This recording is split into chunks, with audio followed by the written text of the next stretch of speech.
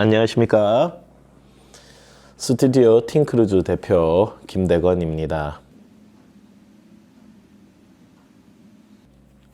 제가 유튜브를 처음 시작하려는 이유가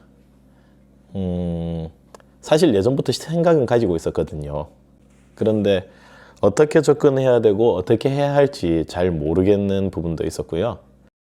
거기에 대한 지식이 전무했는데 혹시나 몰라서 이제 영상들을 찍어 놓은 것들은 좀 있었어요. 그런데 일단은 좀 제가 생각하는 시기보다는 늦었다라는 생각을 하고 있습니다. 유튜브는 그래서 올해 이제 제가 사업을 어떤 걸 해야 될까라는 걸 갖다가 인공지능으로 챗GPT와 함께 한번 얘기를 나누어 봤는데, 그 아카이빙을 통한 영상 작업을 좀 해야 될 것 같다, 그렇게 얘기를 하더라고요. 그 부분에 대해서도 저도 공감은 하고 있었는데, 마침 우리 윤일 대표님과 함께 이렇게 협업을 하게 돼가지고 개인적으로는 상당히 감사하게 생각하고 있습니다.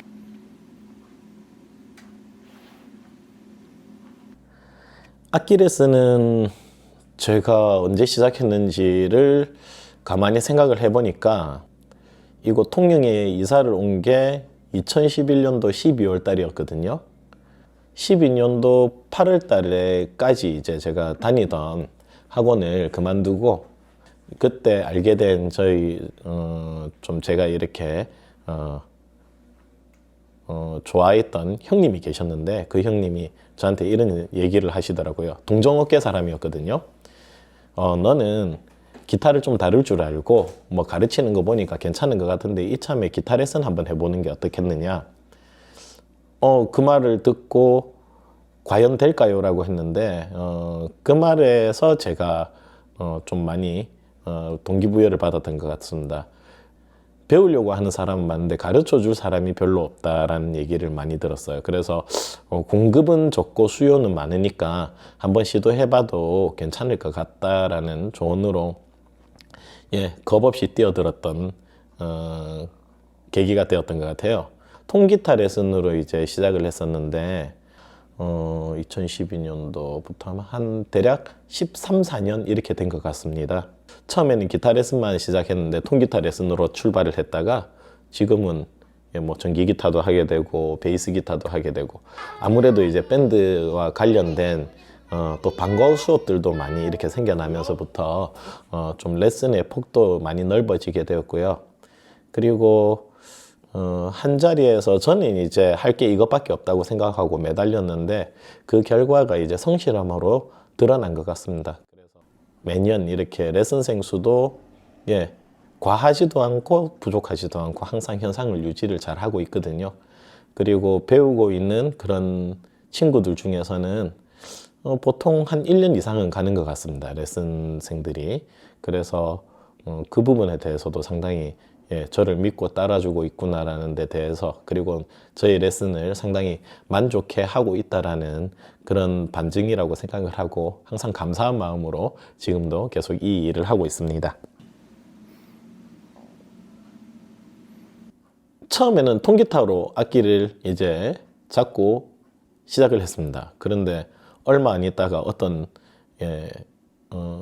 벌써 그게 되게 오래전 일인데 직장인 밴드, 취미 밴드 하시는 분이 전기 기타 레슨 안 해주세요? 이렇게 해가지고 부랴부랴 전기 기타 레슨도 그때 시작을 하고 뭐 이렇게 저렇게 이제 요구들을 맞추다 보니까 지금은 이제 통기타, 전기 기타, 뭐 베이스 기타 요런 악기들도 레슨을 하고 있고요. 자의반 타의반으로 해가지고 사실 저는 드럼을 잘 못 칩니다만 기본은 어느 정도 가르쳐 줄 수 있는 수준이 되어 있어 가지고요. 그래서 요즘에는 드럼 레슨도 조금씩 하고 있습니다. 그 레슨 하는 데 있어 가지고 레슨의 폭을 좀 넓히긴 하는데 혹시나 건반이나 이제 보컬 레슨 문의도 들어오거든요. 그거는 죄송하지만 저는 안 됩니다.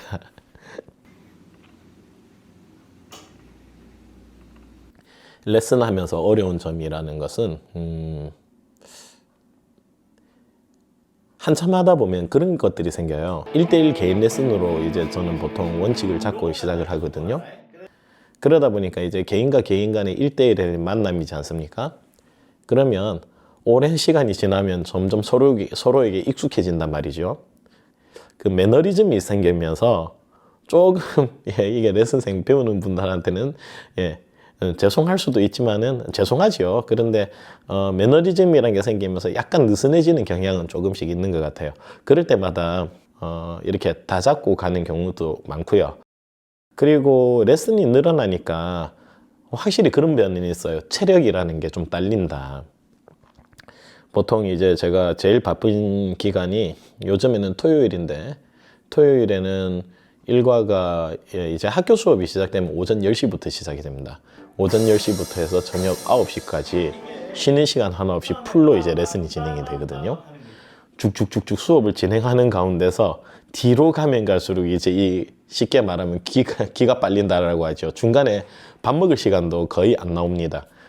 그렇게 하면 이제 뭐 진짜 돌아서면 또 다음 레슨 해야 되고 또 돌아서면 다음 레슨 해야 되고 이러한 과정들을 계속 반복해서 딱 마무리가 되면 거의 탈진이 되죠. 탈진.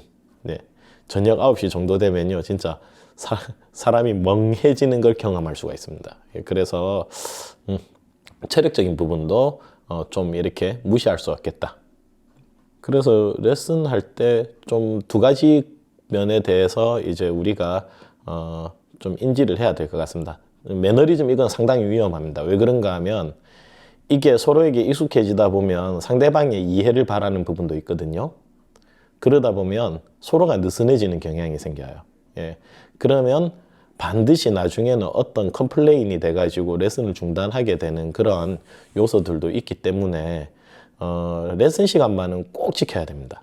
그거는 이제 저희 철칙으로 가고 중간에 쉬는 시간은 조금 가질 수는 있어요. 50분을 풀로 레슨을 하기에는 체력적으로 힘들 수가 있으니까. 예, 하지만 그 레슨 시간에 대해서는 배우는 사람한테 최선을 다해야 된다라는 거는 꼭 그렇게 인지를 해주시면 좋을 것 같아요. 예, 혹시나 저와 비슷한 일을 하시는 분들도 많이 느끼고 계시긴 하겠지만은 또 한편으로는 관과할 수 있는 부분일 것 같거든요. 그래서 혹시나 레슨을 시작하시겠다 하시는 분들은 뭐 자기가 잘 치고 못 치고가 중요한 게 아니라 그 시간에서 충실하게 성실하게 해주시는 게 제일 중요하다라고 생각이 됩니다. 요즘에 기타를 잡아야 되는데 사실 속닥 공연이라는 이름은 제가 처음에는 붙이지는 않았어요. 언제부터 시작을 했었는가 하면 제가 이 공간에 들어서기 전에 다른 공간에 있었을 때 2015년, 16년 한 그때쯤 되었을 것 같습니다. 그래가지고 그때 이제 처음에 밴드 하고 싶다라는 친구들이 와서 그 친구들을 모아가지고 이제 합주를 시키고 그 다음에 합주를 시키는 것만으로 되겠냐 이 생각을 했다가 공연까지 좀 이렇게 열어줘야 되는 게 우리의 목표가 아니겠나, 나의 그런 도의가 아니겠느냐. 좀 처음에는 도의적으로 그렇게 좀 해야 되겠다는 생각을 했었습니다. 회비를 받고 나를 믿고 오는데 단순히 합주만 하는 거 가지고는 이 친구들이 나중에는 만족을 못할 것 같다. 그래서 처음에 열었던 공연은 뭐 그냥 공연이라고 했던 것 같아요. 청소년 공연. 예, 그게 한 2016년도부터 시작이 되었었고요. 그러다가 지금까지 이렇게 이어져 왔는데 이 속닥 공연이라는 이 타이틀을 붙인 거는 제가 이 스튜디오 공간 오픈한 22년도 그때부터 이제 공연 이름을 속닥 공연이라고 이렇게 했었고요. 그리고 1회, 2회, 3회, 4회 이렇게 시작을 해서 지금 지난 2월 달까지 18회 공연까지 갔었습니다. 그런데 이 친구들이 이제 저의 얼굴을 알고 저하고 사제관계로 엮어지는 사이다 보니까 왠지 모를 책임감이 드는 거예요. 그래서 공연을 이제 열었는데 처음에 생각보다 반응이 되게 좋았었고요. 그리고 지금 현재 이 공간에서 처음에 시작을 했었거든요. 인터뷰하고 있는 이 공간에서 한 켠에 이제 장비를 설치를 하고 그 다음에 관객들을 모았는데 이 공간에 맨 처음 공연에 7, 80명이 들어와서 복도에서 그냥 보다가 가는 사람이 있었을 정도로 상당히 호응이 컸었습니다. 그때부터 요거는 단순 공연으로만 끝나는 것이 아니라 이렇게 청소년 밴드 공연에 대한 목마름이 많이 있구나라는 걸 좀 발견을 하고 그때부터 문화사업으로 한번 확대시켜 나가봐야겠다 이러한 목표를 가지고 시작했습니다. 앞으로의 계획은요, GPT하고 이런 사업이나 이런 데 대해서 얘기를 한 적이 있었습니다. GPT가 저한테 질문하더라고요. 지금 당장에 20억이 생기면 무엇을 하고 싶으냐? 그래서 제가 대답을 했어요. 아무 걱정 없이 계속 공연만 좀 시켜주고 싶다. 이렇게 얘기를 했거든요. 그러니까 그 GPT가 하는 말이 상당히 독특하다고 얘기를 하더라고요. 다른 사람은 20억이 생기면 하던 일 다 때려치우고 어디로 이렇게 여행을 간다든가 아니면 재산 분리에 뭐 이렇게 해가지고 다른 자기 하고 있는 일을 내려놓고 자기가 좀 더 편하게 살 수 있는 그런 것들을 갖다가 구상을 하는데 저희 대답은 상당히 독특하다고 했습니다.